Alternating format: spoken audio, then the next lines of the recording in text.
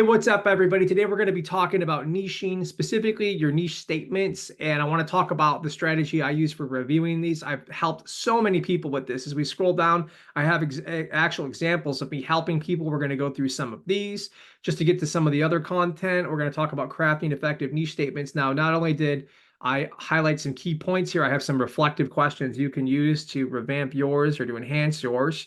And as we scroll down, you'll notice all the way at the bottom here, I've got a series of examples we get to go through and kind of talk about why some of these are awesome. With all of that said, let's jump into the content. I'm scrolling up to the very top. So the first thing I want to talk about is, why is this even important? There's a lot of hidden value here. I think the obvious value would be, while it helps your market identify what you do, right? When you're talking and you have a very specific niche, they go, okay, this person helps someone quit smoking, which is great.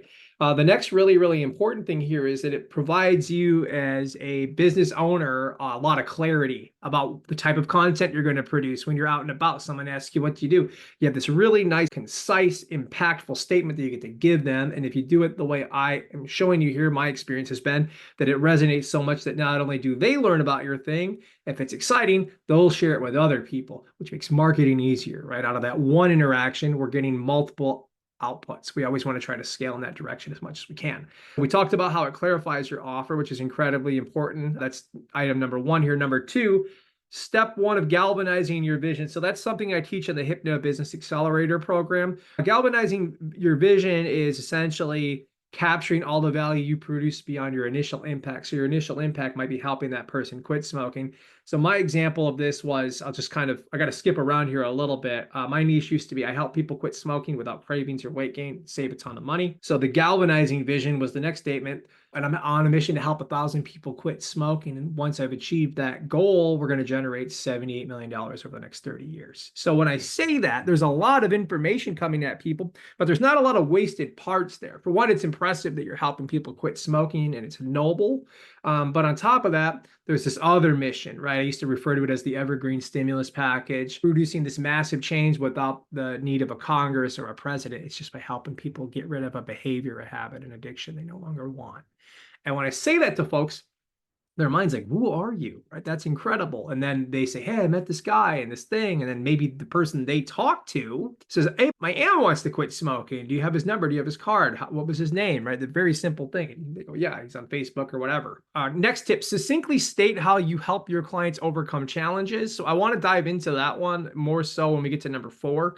But number 3 here, every word counts. Every word needs to be necessary and it needs to do something. It needs to have an impact. If not, just remove those words. So I have some easy examples here. So if you're talking to folks and you're using the word that, who, have, so, they, a bunch of the word to, probably not necessary.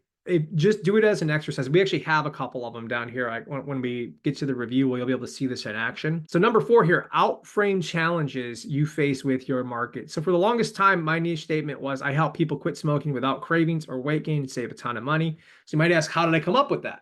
Well, people kept telling me they couldn't afford it. I'd get on a sales call. I say, I can't afford that. I'm like, I know you can afford that, but my content wasn't capturing and teaching them that they could afford it on the front end. So when they got on the call, they had that question, they had that objection. So anytime you're getting an objection, and this is another thing I teach in the Hypnosis Business Accelerator program, capture every single objection you get, because that becomes your primary source of content, right?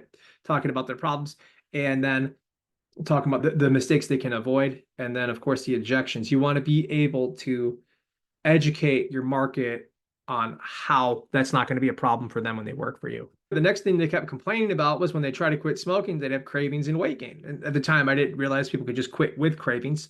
But again, interacting with your market, this is where the real learning is. So of course, the niche statement that I had was a really simple format I have. I'm going to scroll down. I help people achieve desired result without the thing they don't want to do or this other thing they don't want to do and get some other benefit. So reframe the objection. I help people quit smoking, that's the desired result, without the thing they don't want, cravings, or this other thing they don't want, weight gain, and get some other benefit. They think it's too expensive, you're going to save a ton of money. So we've reframed that into the positive. Really, really simple format there. You can use this hopefully right away. Next thing I want to highlight here, I got to circle back up. You can ask your market what they want or guess. I think this is an incredibly important point. There's so much value behind interacting with your prospective market. For one, you're going to get a real education in terms of what's going on inside their head. And one of the things I teach in the Hypnosis Business Accelerator program is not just surveying people to get demographic information and like certain keywords, but really it's understanding what's going on inside their mind, thoughts, feelings, concerns, fears, unconscious information, different types of emotions. We want to capture all of that. I want to understand how they feel about things, because that's going to change the tone of my marketing and my communication. Very powerful. It's not about, hey, this is a soccer mom of two. It's like, what does the soccer mom of two think about at night that keeps her up when she can't sleep? If I could speak to that challenge, and if I can give her hope there, do we think she has a better chance of hiring me or not, right? That being said, let's look at a previous example. So someone put, I help working parents who struggle with burnout to overcome chronic stress so they can enjoy a balanced career and home life. So I put that I like that one too. And then I wrote a really, really simple version here. I help working parents struggling with burnout overcome chronic stress, enjoy a career and home life, right? So we're just taking them from point A to point B. You'll see that what I do is I got rid of who, so, they, can, to, and a. We get rid of all those extra filler words. They're not important, right? We don't need those. And this is something that folks can actually easily comprehend. Here's another example. A prior version was, I help women stop habitual negative thinking and quickly develop positive patterns to experience life with optimism and joy in 6 weeks or less. Great. I help women stop habitual worry, negative thinking, irrational fear in 6 weeks or less. We got a lot less words. We're getting the same amount done in several fewer words. This is going to fit if you want to put this up on your banner and your marketing. Now you've got more space to work with too. There's all kinds of benefits to this. For this example, once we go through a crafting and an effective niche statement, it'll make a little bit more sense as to why I think this one is a bit more problematic. When I look at this, I genuinely don't know what's going on here. Like, I know these terms, self-help, fear of failure, but it's, for one, it's very, very long. Confidence, clarity, and creativity. This feels like a lot of guessing, and it's not really speaking to anyone specifically. Again, I think I maybe mentioned this before. If not, I need to say it here.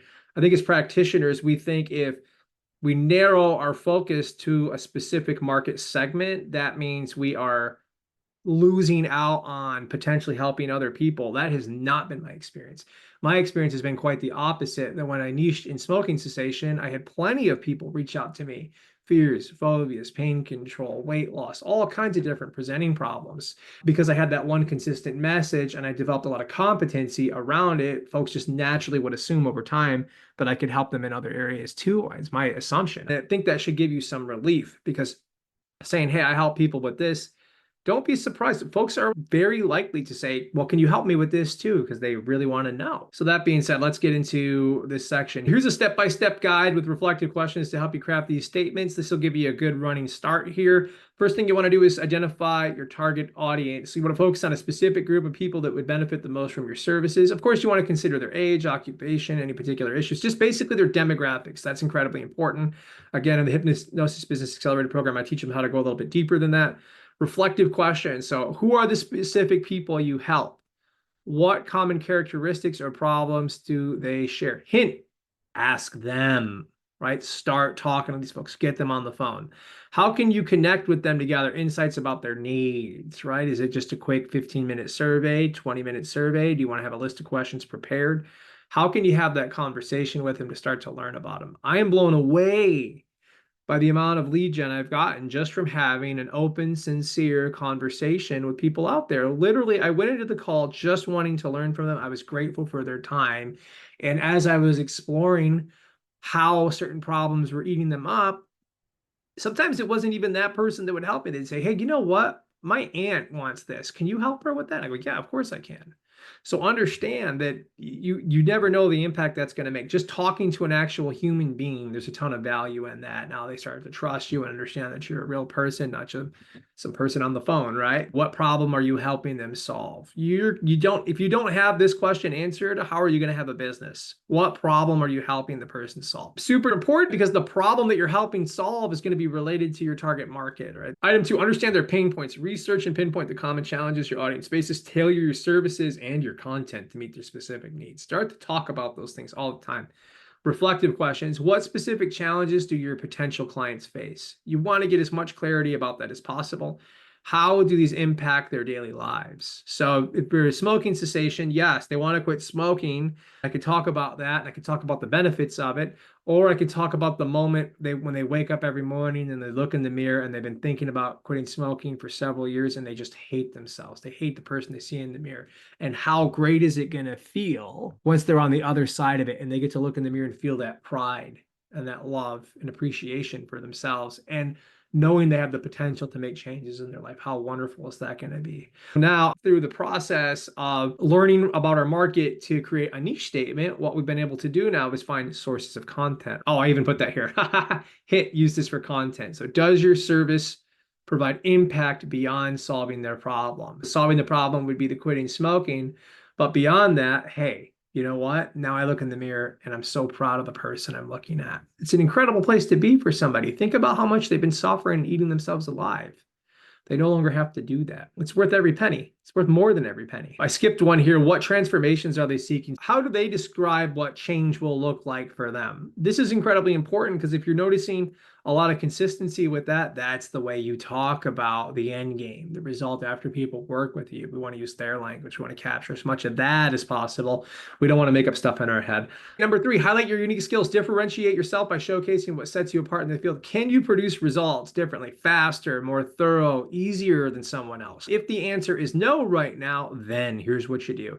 You can differentiate by method. Now, this is a less important approach. So is it a specific training or a unique approach you have or personal experience? So maybe you used to struggle with this thing and you can talk about that. It's easier for folks to relate to. But ultimately, the reason we're starting with the method here, we're using the method in the absence of results. What results led you to choose the method of intervention that you use versus another one? So now you can start to leverage it that way. Again, this is less important. Ultimately, results are going to speak louder than anything else for you. So some reflective questions here to help you work through this. What unique abilities or experiences do you possess? How can you communicate these effectively? What past successes demonstrate your skills? What results have you produced in the past to set you apart from everyone else, right? So maybe everyone on the market, I'll just make it up. It's like 5 sessions to help somebody quit smoking, but you can do it in a half hour. That's a pretty big differentiator there. Now you're saving people a ton of time and money. It's incredible. Number 4, keep it simple and clear. Use straightforward language to express your value. Avoid complex terms to ensure immediate understanding. I do not want someone puzzled by what I'm saying. I need them to understand exactly what I mean when I talk, because I don't just want that person to absorb it and maybe hire me. I want them to be able to share it in a coherent way. And I have this very complex thing with a bunch of technical language. They're going to have so many questions. How are they ever going to understand the impact I can help create in their life? They're not going to be able to. So our value has to be communicated simply and clearly.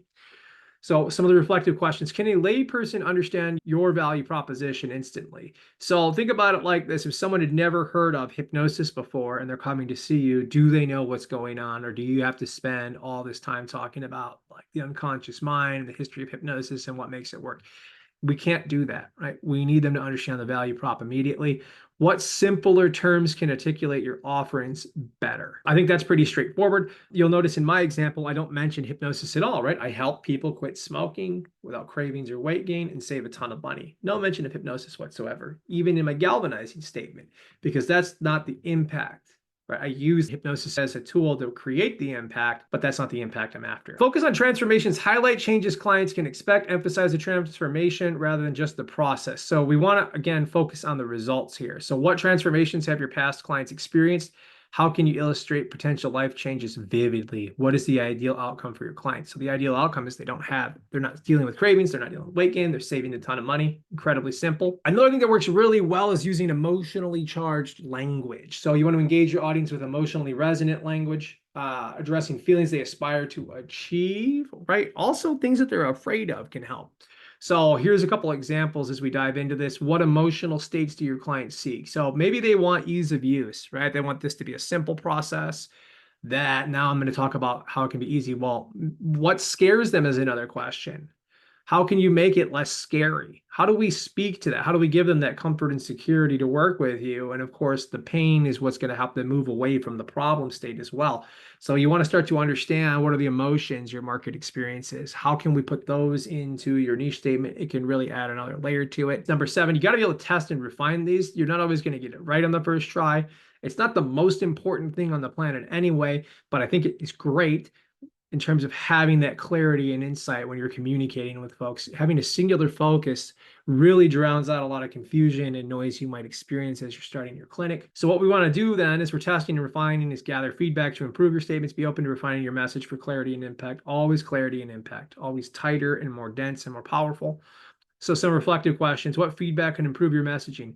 How does it sound when shared with others? How can you measure and adjust its effectiveness? So that might consist of, hey, I sent it to 10 people that I know that have this presenting problem, and I asked them what their thoughts were, and they gave me this feedback. Awesome, right? If you just did that, I wonder how many would be willing to hop on a call with you. Probably 2 or 3 would be like, oh, can you help me with this?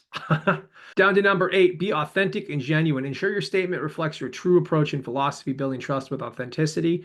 So some reflective questions. How does your messaging reflect your values? Are there discrepancies in how you are perceived? What personal journey can you share to exemplify authenticity? Ultimately, what resonates with your market is going to be the most important thing. What I don't want is a disconnect, and some of this is very natural as you're stepping into a new role as an expert. You're going to become an expert by talking to your market all the time and helping them solve the problem. So understand that that's just the journey. Any apprehensions you have along the way are probably pretty normal. It doesn't mean you have imposter, monster syndrome. You're probably just someone trying something new for the first time, and it's okay to feel a bit of hesitation about that. That's pretty normal. Probably anybody you've ever looked up to has had that. Right? Anybody that you look up to in terms of, hey, they're a great hypnotist and they've achieved at a high level, well, they went through that too. So you're in exactly the right place, which I think is great news. That being said, I am sort of abasing this a bit, and it's because I don't want this to be the thing that stops you from getting out there and talking to folks. The authenticity and the genuinity is going to happen as you continue to do things more and more. All that being said, if there's something that's completely out of alignment with your personal values, that's not going to work, right? And it's a bit of a non-statement because you probably wouldn't have put it in there anyway. But if you're parroting the teaching of somebody and it just doesn't feel like you, don't do it that way, right? You can just express yourself through your niche that way. It's going to be incredibly powerful. It makes it more dynamic. It's not just words on a screen. It's you, right? There's more you, there's more stickiness. There's more of a human-to-human experience involved there. Let's go through a couple of these examples. Anxiety and stress management. I help individuals turn anxiety and stress into calmness and peace, empowering them to live more balanced and fulfilling lives. Really simple stuff. We could add a specific individual here. Maybe it's corporate America individuals, maybe it's doctors, maybe it's lawyers, etc. I help lawyers turn anxiety and stress into calmness and peace, empower them to live more balanced and fulfilling lives. It's just making it up off the top of my head here. Ultimately, the market would be the decider in that. Number 2, smoking cessation. I help smokers quit for good, turning the desire for a healthier lifestyle into a smoke-free reality. Right, really cool. Let's look at this one with weight loss. I help people achieve their weight loss goals by transforming their relationship with food and fostering a healthy, sustainable lifestyle. You could add a time frame here in 30 days or less. So it's getting a little long there, but ultimately the point is, how can I make it clear and succinct? They know what to expect. They're more likely to hop on that sales call with you or consume your lead magnet if it's got clarity about what to expect in terms of the offer and it's something that resonates with them. So I've got more here, and rather than going through all of these, I just want to point out, ultimately, these are some of the questions we want to ask ourselves. Though, what are they getting away from? What are they getting? How can I add more results to it? Who specifically am I helping quit smoking or lose weight? Or the example here of anxiety and stress management is single moms. Who are the folks that actually have funds to pay for my services? That's going to be incredibly important. All right, folks, get after it. Send a couple to me. I'd love to see what you come up with. All right, take care, everybody.